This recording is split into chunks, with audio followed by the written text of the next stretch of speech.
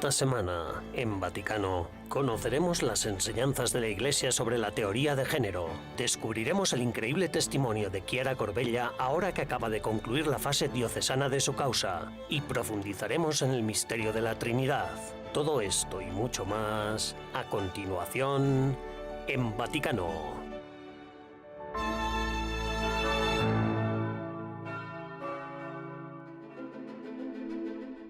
Las elecciones europeas de 2024 son cruciales. Los votantes no solo deciden quién les representará, sino que sirven como indicador de la opinión pública en los 27 Estados miembros. El Parlamento Europeo se inclina ahora más hacia la derecha. Parece existir una sensación de miedo posiblemente derivada del actual clima social y de la incertidumbre que rodea una guerra en curso de resultados impredecibles. Esta situación está impulsando a la gente a buscar seguridad y estabilidad en medio de estos tiempos difíciles.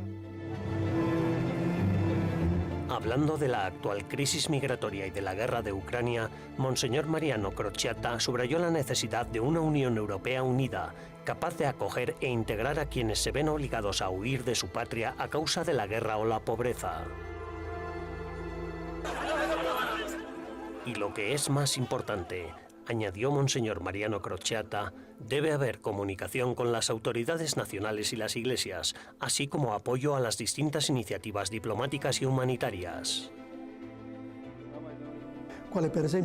Un ejemplo es el esfuerzo liderado por el Santo Padre a través del cardenal Zuppi, presidente de la Conferencia Episcopal Italiana, para traer de vuelta a Ucrania a los niños que han sido deportados a Rusia.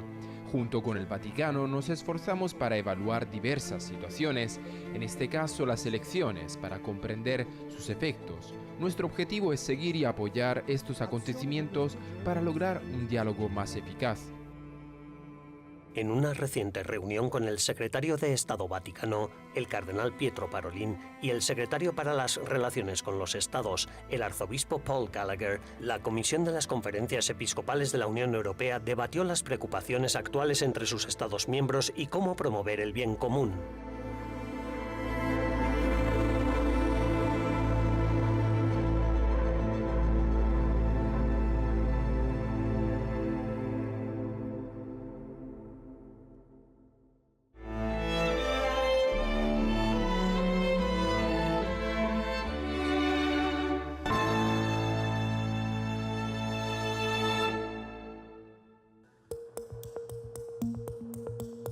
Bajo el lema Elige la vida, varios miles de personas se reunieron en Roma el 22 de junio para la manifestación nacional por la vida. A pesar del calor, muchos manifestantes se congregaron en la Plaza de la República y marcharon casi 2 kilómetros hasta la plaza situada frente a la Basílica de Letrán. El Papa Francisco envió un mensaje a los organizadores y subrayó que no se puede transigir con la vida humana. También agradeció a los participantes su compromiso y testimonio público en defensa de la vida humana desde la concepción hasta la muerte natural y les instó a seguir adelante con valentía a pesar de las adversidades. La pausada marcha prosiguió casi 1,5 kilómetros por la Vía Nazionale antes de llegar a la zona del antiguo Foro Imperial, donde se celebró un mitin con discursos y actuaciones musicales. A la concentración no solo asistieron personas de toda Italia, sino también de otros países. Además de los testimonios personales, los manifestantes pro vida también tienen peticiones para que los políticos creen una sociedad en la que se proteja toda vida. La manifestación está organizada por la Asociación Italiana Pro Vida y Familia. Hace poco denunciaron otro ataque a su sede en Roma. El 6 de junio, una manifestante, acompañada de un cámara de ANSA y de un candidato de izquierdas al Parlamento Europeo, intentó pegar un cartel a favor del aborto en el edificio. Se trata del 13º acto vandálico contra Pro Vida y Familia en menos de 3 años y el tercero en poco más de un mes.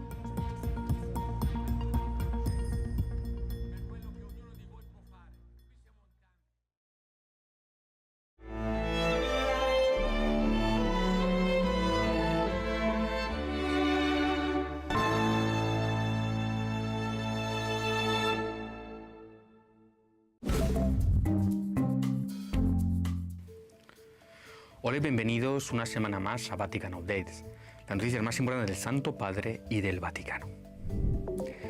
El Papa Francisco se reunió recientemente con Iván Saltonovsky, embajador de Rusia ante la Santa Sede. Saltonovsky, diplomático de 69 años, fue nombrado embajador en mayo de 2023.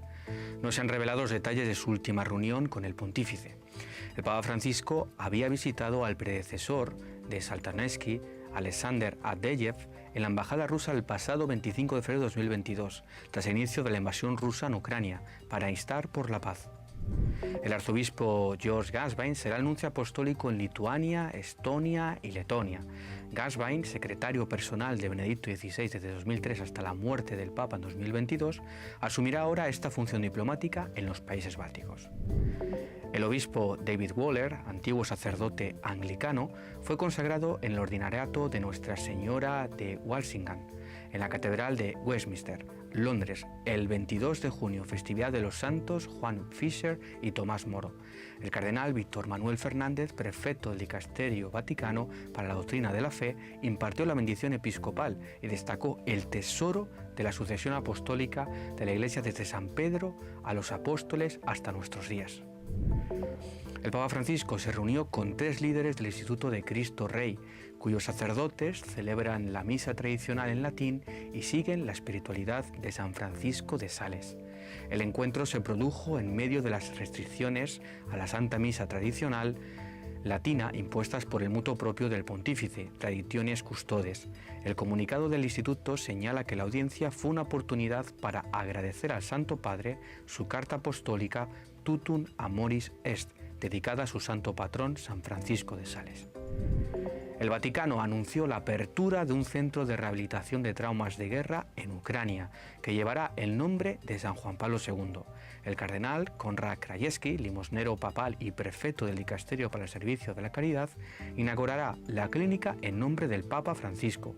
Además, el cardenal entregará una ambulancia llena de material sanitario donada por el Papa para ayudar a los heridos en la región ucraniana de Ternópil. Gracias por ver una semana más Vatican Updates. Daniel Ibáñez para EWTN Vaticano.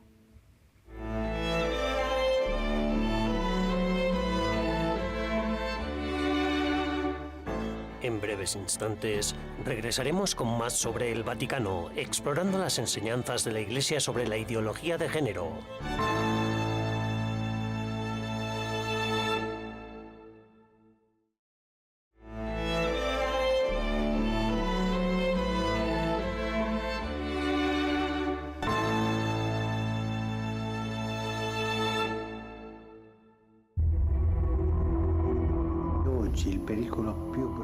La ideología de género, que anula todas las diferencias, es hoy en día el peor peligro. Annulla le differenze. Io mi domando se la cosiddetta teoria del gender. Me pregunto si la llamada teoría de género no es, al mismo tiempo, una expresión de frustración y resignación. Entonces, ¿qué es lo que dice la enseñanza de la Iglesia? ¿Hay más de los géneros o sexos? La llamada teoría de género dice que las realidades biológicas como el sexo femenino y masculino son solo construcciones sociales y culturales, pero la Iglesia dice lo contrario. There are only 2 genders, 2 sexes, male and female. Solo hay 2 géneros, 2 sexos, masculino y femenino. Tenemos esto como básico de la antropología cristiana, que proviene del informe de la creación en el Génesis y en otros libros de la Biblia. El Papa Francisco subraya además la importancia de que los 2 sexos se crearon en reciprocidad. Created in a reciprocity. Así, el Papa Francisco ha expresado en repetidas ocasiones su preocupación por la destrucción del orden natural. Io mi domando se la cosiddetta teoria del gender non sia anche. Me pregunto si la llamada teoría de género no es al mismo tiempo una expresión de frustración y resignación que busca anular la diferencia sexual porque ya no se sabe cómo afrontarla.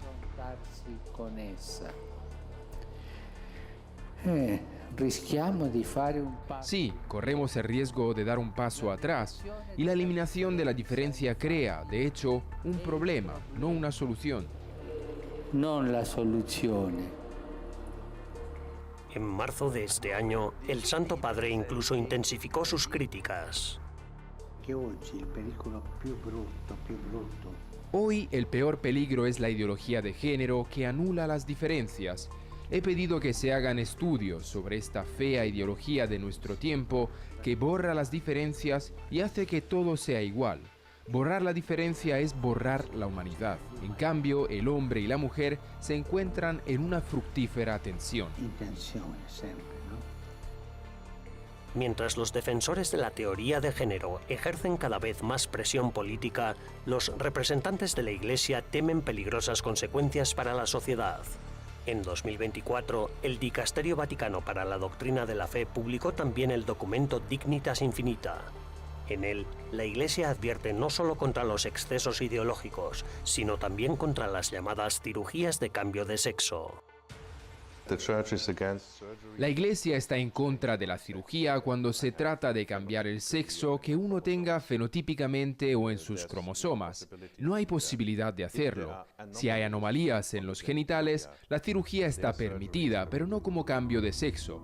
Uno no puede darse vida a sí mismo. Igual no se puede cambiar de sexo por uno mismo.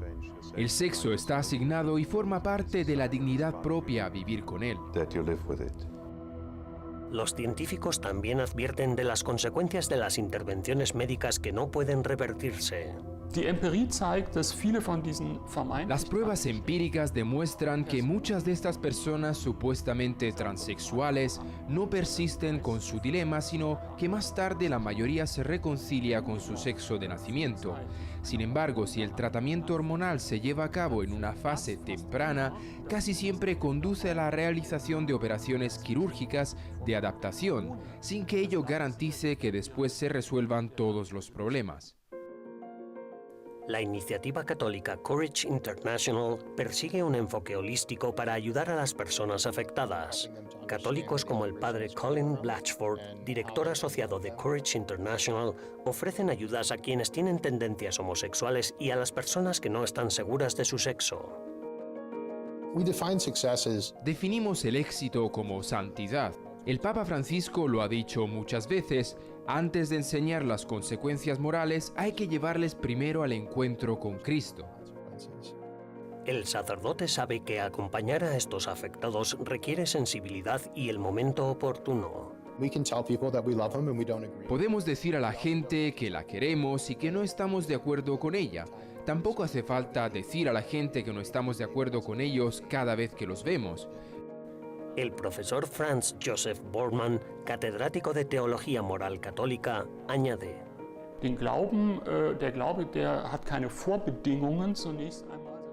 La fe no tiene condiciones previas, sino que es un don gratuito de la gracia para todos, independientemente de su orientación sexual. Pero esto no significa que no haya consecuencias si alguien ha decidido vivir una vida de fe. Todos son bienvenidos. Y si esto se logra comunicar de forma creíble y si además también se experimenta en la propia parroquia, entonces creo que muchos de los acalorados debates resultarán superfluos.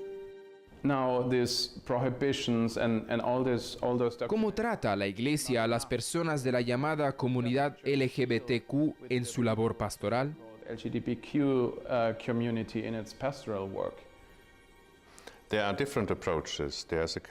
Hay diferentes enfoques. Uno es el católico. Este implica que acogemos a todos los que acuden a nosotros en busca de orientación pastoral o para participar en la vida sacramental de la Iglesia o en la vida de la comunidad parroquial.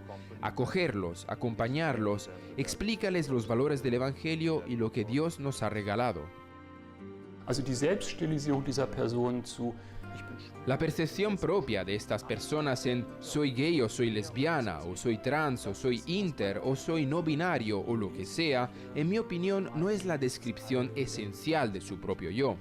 Al acercarse a estas personas, la Iglesia no debería desarrollar de alguna manera una pastoral especial para homosexuales o transexuales, sino que debería enviar el mensaje de que lo que es la fe es mucho más esencial y constitutivo de su identidad que los respectivos problemas con los que ellos mismos puedan estar luchando en ese momento.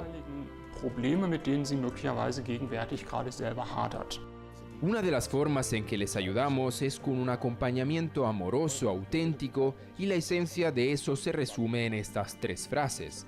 Te quiero, creo que Dios tiene un plan para ti y quiero escuchar tu historia. Si podemos hacer eso con constancia a lo largo del tiempo, entonces encontrarán la verdad. Serán guiados a Cristo porque si te están hablando de estas cosas es que en realidad ya lo están buscando.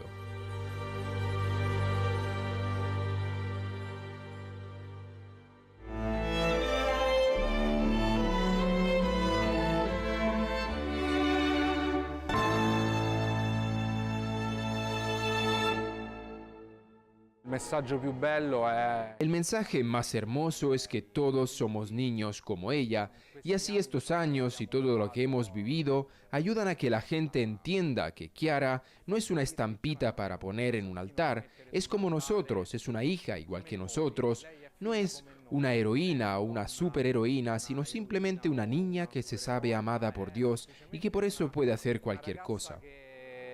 Sa di essere amata da Dio e per questo può tutto. Así finaliza la etapa diocesana de Chiara Corbella Petrillo, que a los 28 años dio su vida para salvar a su bebé.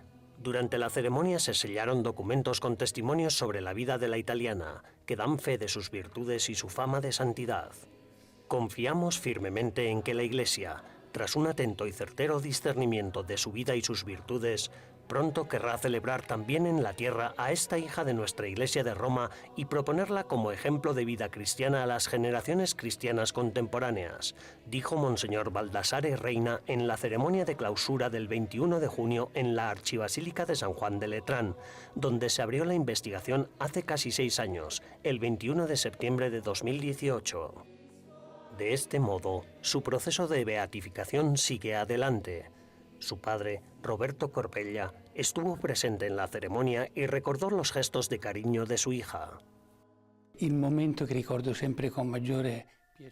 que siempre recuerdo con más alegría, cuando era niña, después de comer, Chiara se sentaba en mi regazo.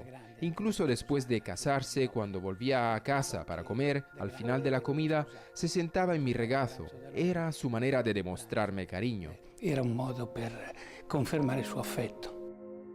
Su padre confesó que le reconforta saber que ahora es una sierva de Dios.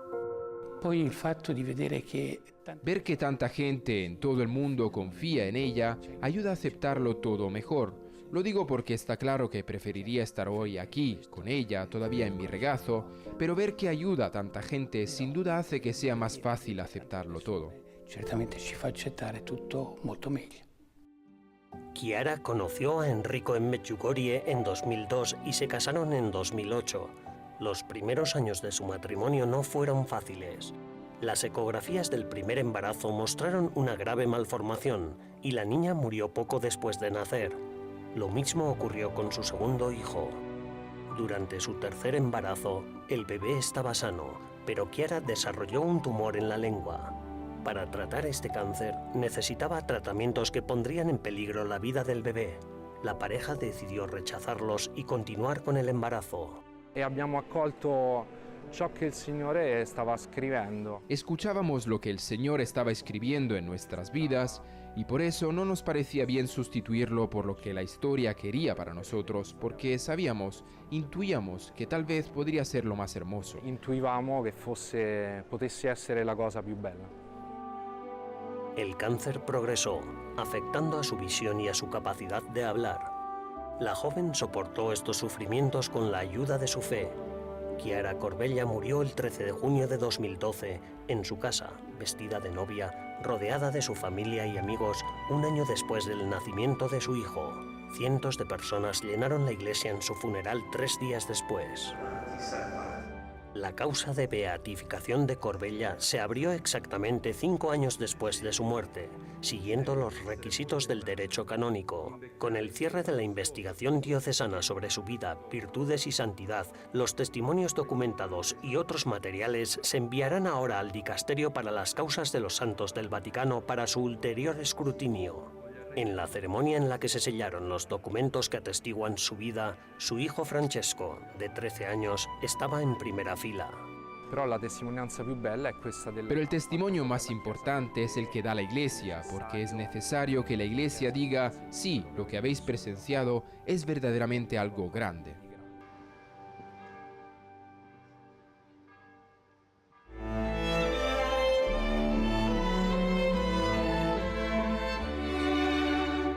Permanezcan atentos mientras nos tomamos un breve descanso.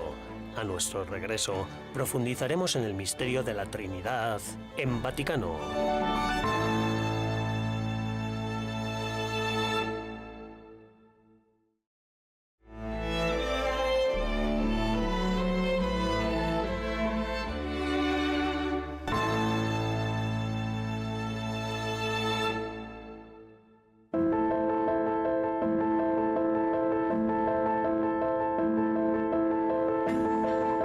Los dogmas cristianos están profundamente arraigados en las Escrituras, la historia y la tradición, y el misterio de la Trinidad no es una excepción. De hecho, numerosos pasajes en los Evangelios revelan la naturaleza trinitaria de Dios. Pero, ¿qué significa que Dios sea trinitario? El Papa Francisco, en la fiesta de la Santísima Trinidad, resume sucintamente este profundo dogma. Dios, siendo uno y único, no es soledad, sino comunión entre el Padre y el Hijo y el Espíritu Santo, porque el amor en su realidad originaria e infinita es esencialmente donación. Dono di sé.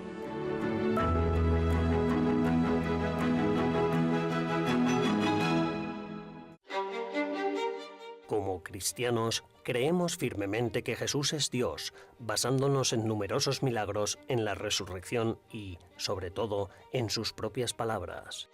Sin embargo, ¿cómo comprender la distinción entre Jesús, el Padre y el Espíritu Santo? Para profundizar en esta cuestión, hemos consultado al teólogo Giuseppe Caruso. Si Jesús fuera el Padre infiltrado, no se rezaría a sí mismo. Esto significa que en Dios, aunque hay un solo Dios, hay una pluralidad de personas, y una persona de esta Trinidad ha entrado en la historia y se ha encontrado con la humanidad, recorriendo los caminos por donde caminan los hombres.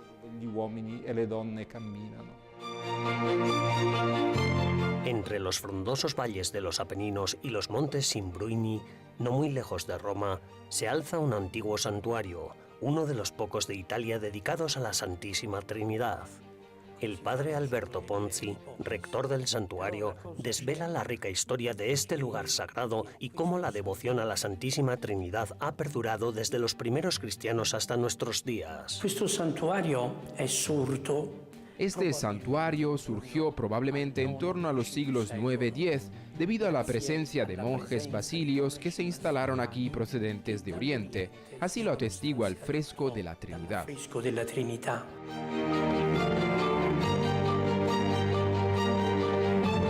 Este fresco es único porque representa a la Trinidad como tres figuras de Cristo, siguiendo la tradición de los primeros cristianos orientales.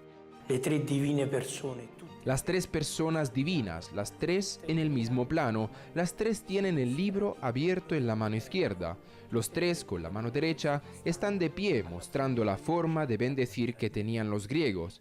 Si se representa así es porque el punto de referencia para todos nosotros es Cristo Jesús.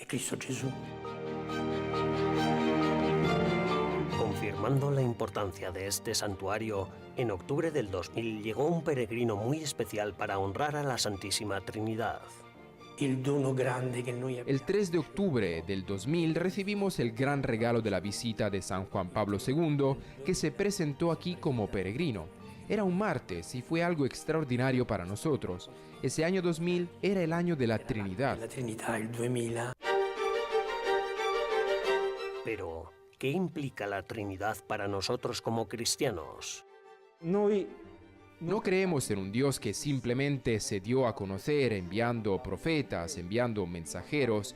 Creemos en un Dios que envió a su propio Hijo, es decir, a una persona divina para que experimentara lo que nosotros experimentamos.